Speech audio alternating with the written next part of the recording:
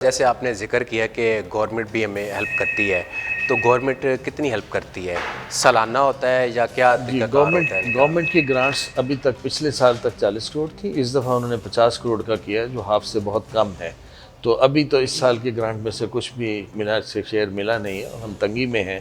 हमारी ख्वाहिश है कि गवर्नमेंट ना सिर्फ जल्द हमें ये हमारी ग्रांट जो बजटेड ग्रांट है, वो हमें रिलीज़ करे, बल्कि इसमें इजाफ़ा करे ताकि जो आजकल के जो अखराजात जो बढ़ चुके हैं, उनको हम मीट कर सकें।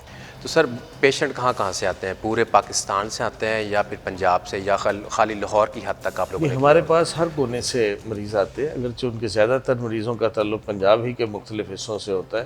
फेफड़े के जो मरीज़ हैं वो तो ज़्यादा पंजाब से आते हैं, पूरे पाकिस्तान से आते हैं। लेकिन फेफड़े के अलावा जो बीमारियाँ हैं वो फिर उसके मुताबिक जहाँ-जहाँ ख़बर पहुँचती है तो लोग हमारे पास आते हैं।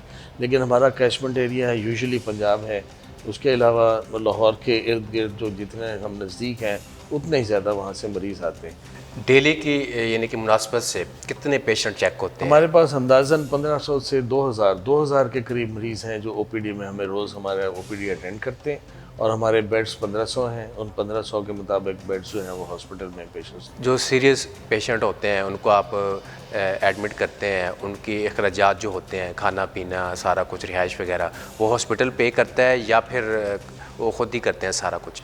इसमें जो हमारे पास जो मरीज़ आते हैं, हमारी जो ट्यूबरकुलोसिस का जो मरीज़ है, टीबी का मरीज़ है, उसका इलाज तो मुकम्मल तौर पे मुफ्त होता है।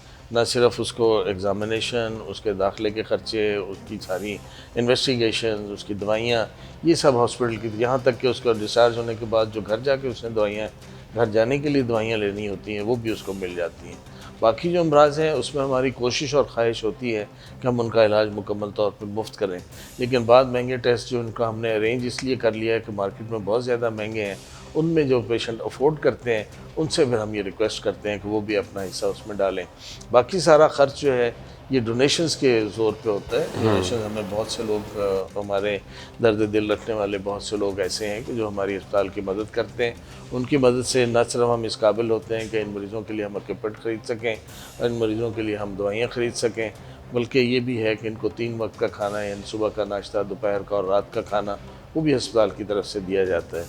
जो अटेंडेंट्स हैं उनके लिए भी अब पिछले कई सालों से हमारे एक डोनर हैं जो उनके लिए भी दस्तरखान का अहतमाम करते हैं और रेगुलरली तकरीबन 1200-1300 लोगों को 3 वक्त का खाना जो है वो